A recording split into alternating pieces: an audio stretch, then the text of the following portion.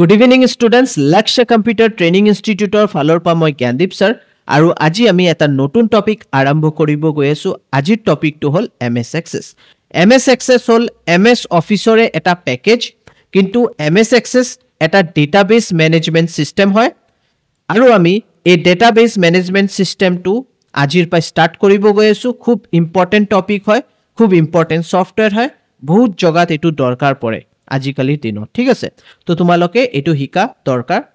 Basic to শিকা খুবই দৰকাৰ। তো আমি বেসিক তোমালোকক খুব ধুনিয়াকে বুজাই দিম। ডেটাবেস ম্যানেজমেন্ট সিস্টেম যোনটো মই কলো এটোৰে বেলেগ বেলেগ সফটওয়্যাৰ আছে, যেনেকে MySQL, SQL সাৰ্ভাৰ, Oracle, এইবিলাক সফটওয়্যাৰ আছে য'ত তুমি তোমাৰ ডেটা সিস্টেমেটিক ভাবে ৰাখিব পাৰা। কিন্তু আমি MS Access কৰিম, কেলেকি MS Access উইন্ডোজৰ ইয়া তুমি ক'ব পাৰা মাইক্ৰোসফটৰ এটা প্ৰডাক্ট আৰু বেছিভাগ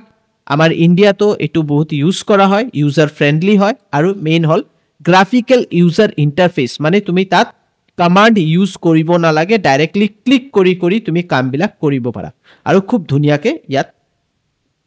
বুজিব পাৰিবা। মানে ইউজাৰ ইন্টাৰফেসৰ কাৰণে গ্ৰাফিক্যাল ইউজাৰ ইন্টাৰফেসৰ কাৰণে তুমি খুব ধুনিয়াকে এই পুৰা ডেটাবেস ম্যানেজমেন্টক বুজিব পাৰিবা আৰু খুব ধুনিয়াকে তুমি বনাব পাৰিবা, ঠিক আছে। তো বলা প্ৰথমত মই তোমালোকক অলপ পিপিটি দেখাই দিও। তো ইয়াত আমাৰ পাৱাৰ পইণ্টত এটো মই তোমালোকৰ কাৰণে এটা থিওৰিটিক্যাল স্লাইড বনাইছো য'ত মই ধুনিয়াকে তোমালোকক বুজাই দি আছো। ওকে, তো ইয়াত চাব পাৰা এপ্লিকেশন এতিয়া যে কোনো বস্তু হ'ব পাৰে, তোমাৰ জিমেইল আইডি হ'ব পাৰে, জিমেইল या फिर তোমাৰ ফেসবুক হ'ব পাৰে, তোমাৰ হোৱাটসঅ্যাপ হ'ব পাৰে, মানে এপ্লিকেশনৰ কথা কৈ আছো। ইয়া তোমাৰ IRCTC পোৰ্টেল হ'ব পাৰে। তো এপ্লিকেশন মাধ্যমে আমি কি কৰো, আমাৰ ডেটাবিলাক স্টোৰ থাকে আৰু ডেটাবিলাক ক'ত স্টোৰ থাকে, এই মই মাউসটো যে ঘুৰাই আছো ইয়াত চাব পাৰা ডেটাবেস লিখা আছে। এই ডেটাবেসত তোমাৰ ডেটা স্টোৰ থাকে। তুমি যদি ফেসবুক একাউন্ট খুলিছা, তোমাৰ ডেটা, তোমাৰ ফটো যে আপলোড কৰি আছা ইয়া তুমি বেলেগৰ যে ফটো চাই আছা, এই গুটেই বস্তুবিলাক এই ডেটাবেসত সোমাই আছে, ইয়াত সোমাই আছে, ডেটাবেসত সোমাই আছে। আৰু এই ডেটাবেসটো কেনেকৈ আমি অ্যাক্সেস কৰি আছো, এপ্লিকেশনৰ মাধ্যমে। এই এপ্লিকেশনৰ ভিতৰত বিভিন্ন ধৰণৰ কোড আছে, যেনেকৈ ODBC কানেক্টৰ আছে, ডেটাবেস ম্যানেজাৰ আছে। এইবিলাক হল তুমি ক'ব পাৰা ভিতৰৰ কোডিংস। ওকে, এই কোডিংৰ মাধ্যমে আমি এপ্লিকেশন আৰু ডেটাবেসৰ লগত ইন্টাৰকানেক্ট কৰি আছো, ঠিক আছে। তো তুমি যেতিয়া ওয়েবসাইটত লিখা www.irctc.in অটোমেটিকলি তোমাৰ হে ওয়েবসাইটটো ওপেন হৈ যায়। তাৰ পিছত তুমি তাত তোমাৰ যদি তুমি ৰেজিস্টাৰ কৰা আছে তোমাৰ IRCTC या ফেসবুক যে কোনো, তুমি ইউজাৰ আইডি আৰু লগইনৰ কাৰণে ইউজাৰ আইডি দিয়া আৰু পাসওয়াৰ্ড দি দিয়া। তাৰ পিছত তুমি লগড হৈ যোৱা ভিতৰত সোমোৱাৰ পিছত তুমি বহুত কিবা কিবি অ্যাক্সেস কৰিব পাৰা। তুমি ফটো আপলোড কৰিব পাৰা ফেসবুক হলে,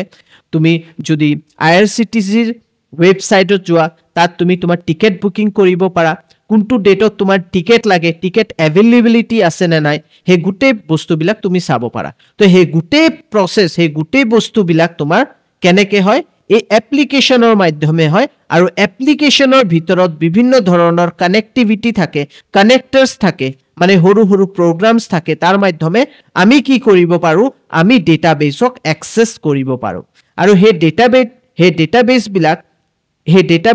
যে আমাৰ একদম সিস্টেমেটিক ভাবে বনোৱা থাকে, কোনটো বস্তু ক'ত স্টোৰ হ'ব। মানি লোৱা তুমি এটা পোস্ট কৰিলা, এতিয়া যদি টেক্সট তুমি পোস্ট কৰিলা ফেসবুকত, তো হেতু এজ এটা টেবলত স্টোৰ হ'ব। তুমি যদি ফটো আপলোড কৰিছা, হেতু এটা বেলেগ টেবলত স্টোৰ হ'ব। তুমি যদি এটা ভিডিও আপলোড কৰিছা, হেতু বেলেগ এটা টেবলত স্টোৰ হ'ব। তো ইয়াত তুমি চাব পাৰা টেবল, ইন্ডেক্স, কিউৰি, ফৰ্ম, এই গুটে বস্তুবিলাক আছে। এইবিলাক আমি লাহে লাহে বুজি পাম, কিন্তু আমি প্ৰথমত ডেটাবেসটো কি হেতু বুজিব লাগিব। ডেটাবেস এনেকা বস্তু য'ত তোমাৰ বস্তুবিলাক, মানে তোমাৰ ডেটাবিলাক এটা সিস্টেমেটিক তৰিকাত স্টোর হ'ব। তুমি যদি ফটো, টেক্সট, ভিডিও সব একেলগে স্টোর কৰা, হেতু একচুয়ালি ডেটা হয়, এটো ইনফৰমেশন নহয়, হেতু চাব নোৱাৰিবা প্ৰপাৰলি। ওকে, কেলেকি তাত কি হ'ব, খেলি মেলি লাগি যাব। তাৰ কাৰণে আমি সিস্টেমেটিক কৰি লৈছো। ডেটাবেসৰ মাধ্যমে আমি বস্তুবিলাক খুব ধুনিয়াকে এটা এটাকে স্টোৰ কৰো। ওকে, হেতুৰ কাৰণে আমাৰ ডেটাবেছৰ খুব দৰকাৰ তাৰ কাৰণে আমি ডেটাবেছ শিকো তো আজি মই হেতুৰ কাৰণে তোমালোকক ডেটাবেছ MS Access শিকাম তেতিয়া হলে তোমালোকে খুব ধুনিয়াকে বুজি পাবা তো এটো হল এটা তুমি কব গলে ব্লক ডায়াগ্ৰাম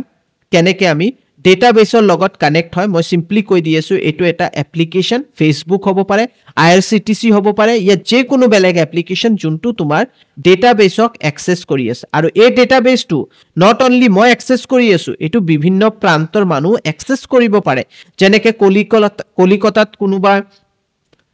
এক্সেস কৰি আছে মুম্বাইত কোনোবা এক্সেস কৰি আছে অসমৰ বিভিন্ন প্ৰান্তৰ পৰা কোনোবা না কোনোবা এক্সেস কৰি আছে যেনেকে মই বঙাইগাঁৱৰ পৰা এক্সেস কৰি আছো কোনোবা হিবহাগৰ পৰা এক্সেস কৰি আছে এনেকে বিভিন্ন মানুহে এটাই ডেটাবেছ এক্সেস কৰিব পাৰে হয়নে মানিলো গুৱাহাটীৰ পৰা এটা ট্ৰেইন গৈ আছে দিল্লীলৈকে হে দিল্লীলৈকে যে ট্ৰেইনটো গৈ আছে গুৱাহাটীৰ পৰা অসমৰ বিভিন্ন প্ৰান্তৰ ইয়া অল ওভাৰ ইণ্ডিয়াৰ বিভিন্ন প্ৰান্তৰ মানুহ হে পাৰ্টিকুলাৰ ট্ৰেইনৰ ডিটেইলছ হি লব পাৰিব ওকে হি মানে টিকেট বুকিং যে কোনো জগাৰ পা কৰিব পাৰিব তো হেতু কাৰণে আমাৰ ডেটাবেছটো খুব ইম্পৰ্টেন্ট এটো এটা সেন্ট্ৰালাইজড হৈ থাকে ডেটাবেছটো আৰু আমি ধুনিয়াকে তাৰ পা আমি ডেটা এক্সেস কৰিব পাৰো ওকে যেনেকে ব্যাংক একাউন্ট তুমি আজি মাদ্ৰাজ সৰি তুমি চেন্নাইত আছা ইয়া তুমি মুম্বাইত আছা তাৰ পা তুমি পইচা পঠাবা অসমত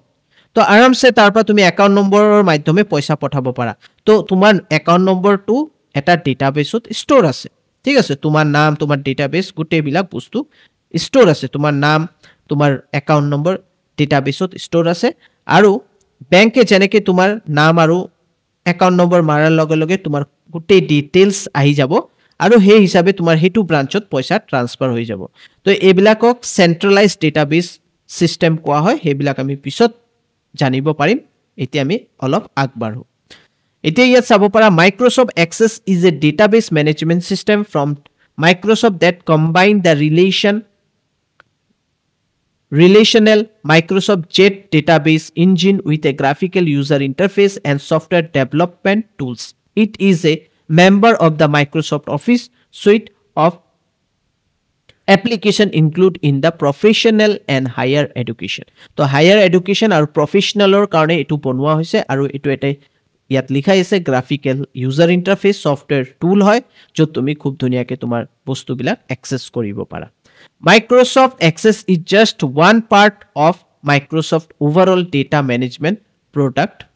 strategy. It stores data in its own format based on the Access Jet database engine like relational database. Microsoft Access also allow you to link related information easily, for example customer and other data. However, Access 2013 also complement other database product because it has several powerful connectivity features. তো ইয়াত বহুত বিভিন্ন ধৰণৰ connectivity features আছে ইয়াত তুমি তোমাৰ data বিলাক ৰিলেশন ডেটা লগত ৰিলেশন বনাব পাৰিবা এবিলাক মই তোমালোকক দেখাম যোনটো বেসিক হয় আৰু তুমি খুব ধুনিয়াকে ইয়াত ষ্টৰ কৰিব পাৰিবা কেলেকি এটো হল গ্ৰাফিক্যাল ইউজাৰ ইন্টাৰফেস ওকে তো ইয়াত কৈছে যে আমি খুব ধুনিয়াকে লিংক কৰিব পাৰো এটা ডেটাবেস বেলেগ এটা ডেটাবেসৰ লগত ওকে আমি এপ্লিকেশনৰ মাধ্যমে আমি কি কৰিব পাৰো ইয়াক এক্সেস কৰিব পাৰো ডেটাবেসক MS Access as its name implies Access can work directly with data from other sources তুমি এটুক এক্সেস কৰিব পাৰা বেলেগ ডেটা সোৰ্সৰ মাধ্যমে including many popular PC database program বেলেগ PC database program আছে তাৰ মাধ্যমে তুমি এবিলাক এক্সেস কৰিব পাৰিবা তো SQL মানে হল structure query language যোনটো তুমি যাৰ মাধ্যমে তুমি কি কৰিব পাৰা মানে এটো এটা কিন্তু ল্যাঙ্গুৱেজ হয় SQL ল্যাঙ্গুৱেজ ঠিক আছে মানে structure query language যোনটো ডেটাবেসত ইউজ কৰা হয় ওকে তো মিনি কম্পিউটাৰ মেইন ফ্ৰেম কম্পিউটাৰত বেলেগ যোনবিলাক সফটওয়্যাৰ আছে ডেটাবেস ম্যানেজমেন্ট সফটওয়্যাৰ আৰু ইন্টাৰনেট ইয়া ইন্ট্ৰানেট ওয়েব সাৰ্ভাৰতো এবিলাক ইউজ কৰা হয় তো হেবিলাকো আমি পিছত শিকিম কিন্তু আমি এতে user graphical user interface to প্ৰথমত ভালকে শিকিম Access can also understand use a wide variety of data other data format ঠিক আছে Access কি কৰিব পাৰে understand হি বুজিব পাৰে বেলেগ ফৰমেটৰ ডেটাও হি এক্সেছ মানে বুজিব পাৰে হেতুৰ ইয়াৰ এটা স্পেশালিটি আছে ইনক্লুডিং মেনি আদাৰ ডেটাবেস ফাইল স্ট্ৰাকচাৰ আৰু MS Access কি কৰে বেলেগ ফাইল স্ট্ৰাকচাৰ ডেটাবেসৰ যে বেলেগ ফাইল স্ট্ৰাকচাৰ আছে হেতুকো হি ইনক্লুড কৰিব পাৰে যোনটো আজিৰ যোনটো আমাৰ MS Access 2013 আছে হেতু you can export data to and import data তুমি export কৰিব পাৰা তোমাৰ data তুমি import কৰিব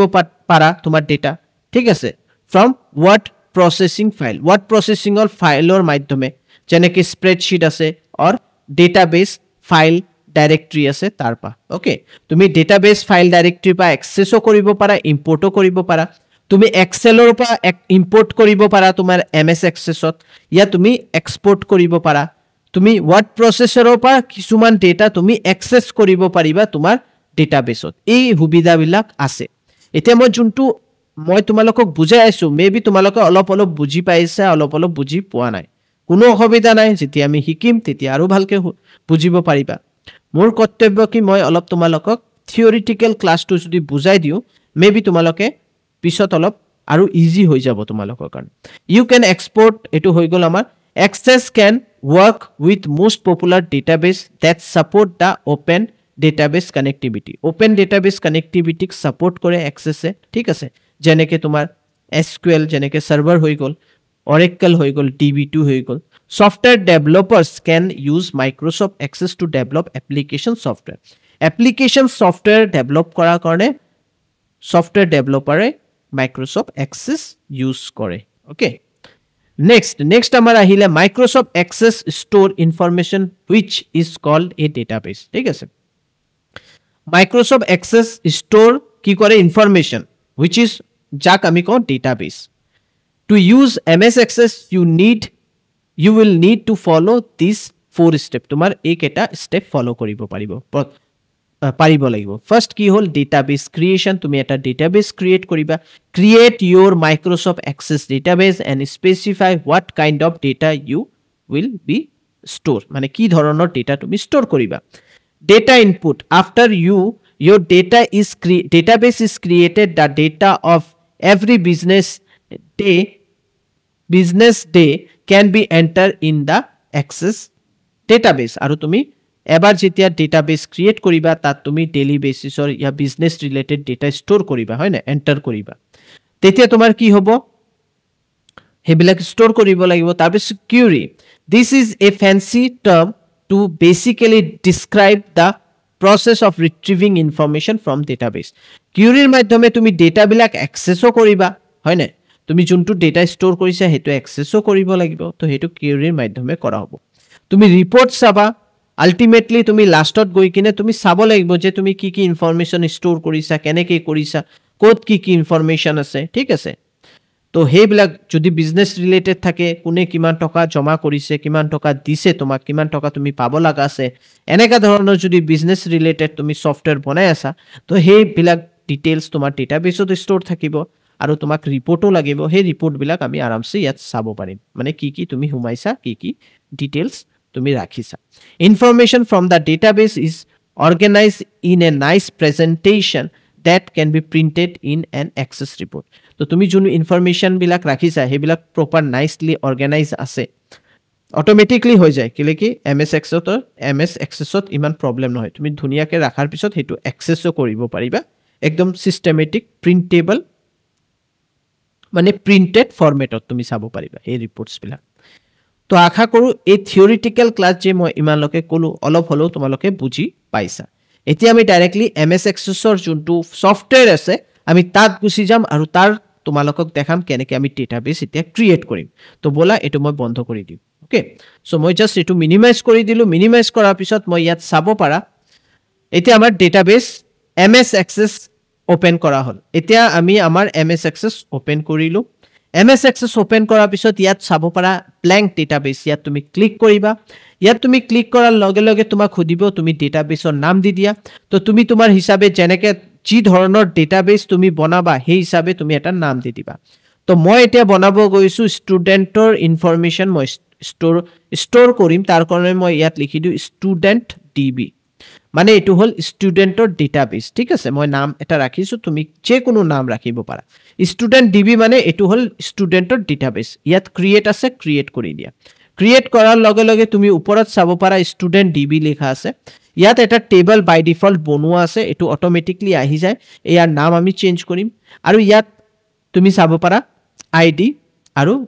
কিবা আছে ঠিক আছে এতিয়া আমি কি কৰিম মানে ইয়াত তুমি ষ্ট'ৰ কৰিব পাৰা ডাইৰেক্টলি কিন্তু আমি ইয়াত এতিয়া ষ্ট'ৰ নকৰো আমি এই টেবলটো কন্টিনিউ কৰিম মানে এই টেবলটো ভালকে বনাম তো আমাৰ এই টেবলৰ ডিজাইনটো কৰিব লাগিব টেবলটোৰ এটা ডিজাইন বনাব লাগিব কেনেকে বনাবা ইয়াত ৰাইট ক্লিক কৰিবা আৰু ইয়াত ডিজাইন ভিউ আছে ইয়াত ক্লিক কৰি দিবা আৰু ইয়াত প্ৰথমত ষ্টুডেণ্ট মানে টেবলৰ এটা নাম লিখি দিয়া তো মানি লোৱা ষ্টুডেণ্ট ইনফো লিখি দিলো ষ্টুডেণ্ট ইনফো লিখাৰ মানে হ'ল মানে আমি এই টেবলৰ নাম যে আছে টেবল 1 আছে এটো চেঞ্জ হৈ যাব আৰু ইয়াৰ নাম হ'ব ষ্টুডেণ্ট ইনফৰমেশন ঠিক আছে ইয়া ইনফো মই শৰ্ট নেম দিছো এই টেবলৰ নাম কি ষ্টুডেণ্ট ইনফো আৰু ওকে কৰি দিয়া আৰু তোমাৰ ইয়াত চাব পাৰা যেতিয়া মই এটো সেভ কৰিম এটা কন্ট্ৰোল এস যদি মই সেভ কৰি দিও তুমি চাব পাৰা ইয়াৰ নাম চেঞ্জ হৈ গল ষ্টুডেণ্ট ইনফো আহি গল এতিয়া ষ্টুডেণ্টৰ প্ৰথম যোনটো ফিল্ড হ'ব মানে ষ্টুডেণ্টৰ আমি কি কি ইনফৰমেশন ৰাখিব পাৰিম তুমি নিজে ভাবিলেই ক'ব পাৰা যেনে কি ষ্টুডেণ্টৰ ৰোল নম্বৰ তো মই ইয়াত ৰোল নম্বৰ লিখি দিলো তো আমি কি কৰিম প্ৰথম ফিল্ডত ৰোল নম্বৰ ৰাখিম ইয়াত ডেটা টাইপস আছে ডেটা টাইপস মানে কি ফৰমেটত ৰাখিবা ৰোল নম্বৰ তো নম্বৰতে হয় নম্বৰ হয় ইয়াত অটো নম্বৰ আমি পিছত বুজিম অটো নম্বৰ মানে অটোমেটিকলি জেনাৰেট হ'ব কিন্তু আমি নম্বৰ দি দিও ডাইৰেক্টলি নম্বৰ দিলে কি হ'ব আমি নিজে পুট কৰিম আমি নিজে দিম কি নম্বৰ দিব লাগে ৰোল নম্বৰ ঠিক আছে তো নম্বৰ দি দিলো নেক্সট আমি ইয়াত নেম দিম তো ইয়াত সিম্পল নেম দিব পাৰে ইয়া ষ্টুডেণ্ট এনেকে নেম দিব পাৰে ষ্টুডেণ্ট নেম দিলা তো ইয়াত শৰ্ট টেক্সট দিবা কেলে কি নেম বিলাক তো ইমান ডাঙৰ নহয় তো শৰ্ট দিবা লং হলে মানে এড্ৰেছৰ কাৰণে ঠিক আছে তো আমি শৰ্ট টেক্সট দিলো নেক্সট আমি কি দিব পাৰো ষ্টুডেণ্টৰ যেনে কি ষ্টুডেণ্ট কোন ক্লাছত পঢ়ি আছে তো তুমি ইয়াত ক্লাছ লিখি দিলা এটো আমাৰ শৰ্ট টেক্সট দি দিলা ষ্টুডেণ্ট কোনটো সেকশনত আছে হেতু দি দিলা সেকশন দি দিলা তো ইয়াত সেকশন আহি গল ইয়াত আমি সেকশনৰ কাৰণে টেক্সট দি দিলো তুমি ডেট অফ বাৰ্থ দিব পাৰা এজ ইউ উইশ যদি ডেট অফ বাৰ্থ দিব বিচাৰিছে ইয়া এড্ৰেছ হুমাব বিচাৰিছে ইয়া কন্টাক্ট নম্বৰ হুমাব পাৰিছে তো তুমি কন্টাক্ট নম্বৰ দিব পাৰা তো মই ইয়াত কন্টাক্ট নম্বৰ এনেকে দি দিলো আৰু ইয়াত মই নম্বৰ লৈ লম ঠিক আছে মই একদম সিম্পল ভাবে এক এটা ফিল্ড বনাইছো এইবিলাকক ফিল্ড কোৱা হয় এইবিলাকক ডেটাবেস ডেটা টাইপ কোৱা হয় সৰি এইবিলাক ফিল্ড নেম এইবিলাক ডেটা টাইপস এটো সেভ কৰিব কাৰণে এই ফিল্ড বিলাক আৰু এই ফৰমেটত এটো সেভ কৰিব কাৰণে কন্ট্ৰোল এস প্ৰেছ কৰি দিবা আৰু এটো সেভ হৈ যাব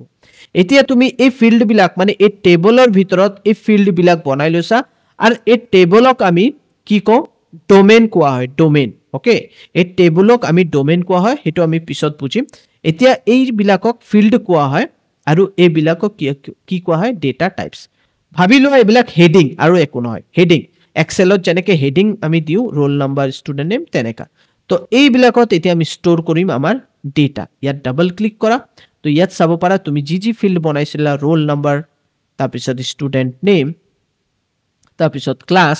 এই গুটেই বিলাক ইয়াত আহি গৈছে কন্টাক্ট নম্বৰ লকে ওকে তো ইয়াত আমি কি কৰো এতিয়া ইনফৰমেশন কেটা হুমাই দিও তো ইয়াত আমি মানি লোৱা 101 ৰোল নম্বৰ দিলো নেম মই দি দিলো যেনেকে अनु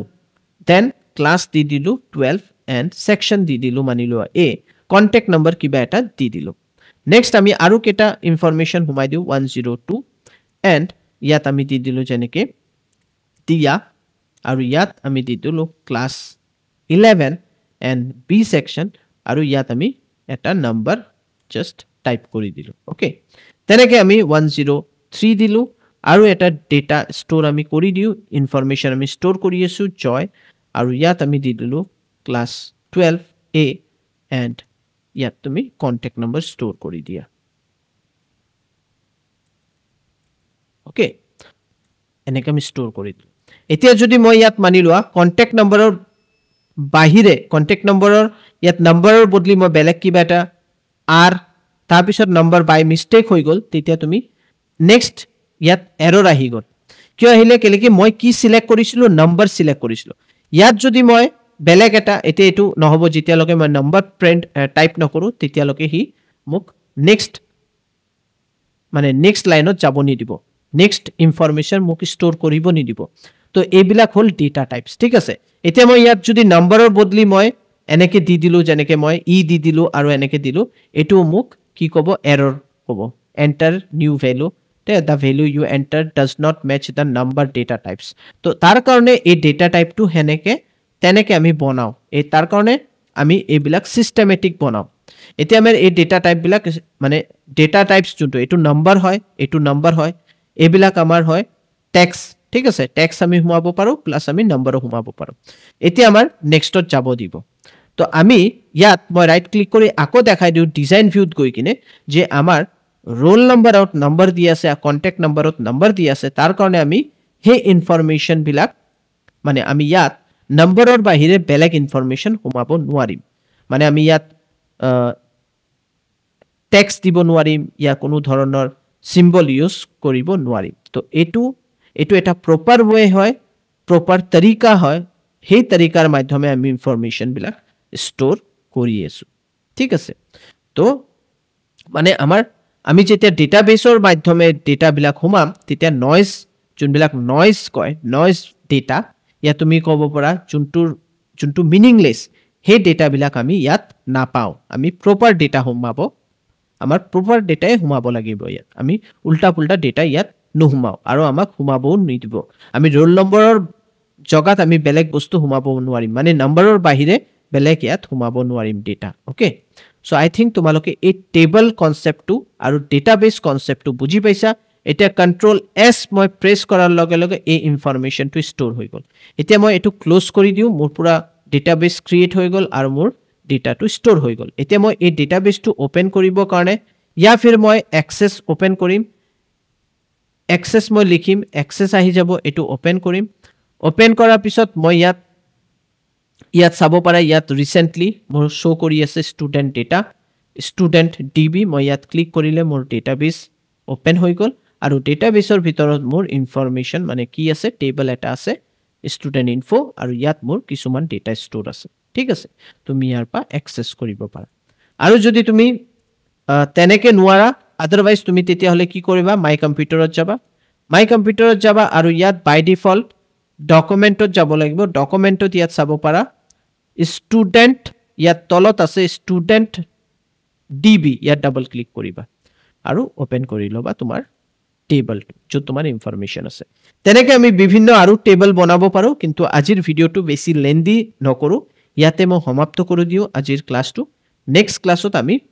টেবলটো বনামে আৰু কিবা কিবি নতুন নতুন বস্তু ইয়াত শিকিম। তো আশা কৰো আজিৰ ক্লাসটো তোমালোকে অলপ হলেও বুজি পাইছা। যদি বুজি পাইছা প্লিজ লাইক কৰিবা, শ্বেয়াৰ কৰিবা, সাবস্ক্ৰাইব কৰিবা আৰু আমাক ফলো কৰি ৰাখিবা। Thank you, bye bye, take care.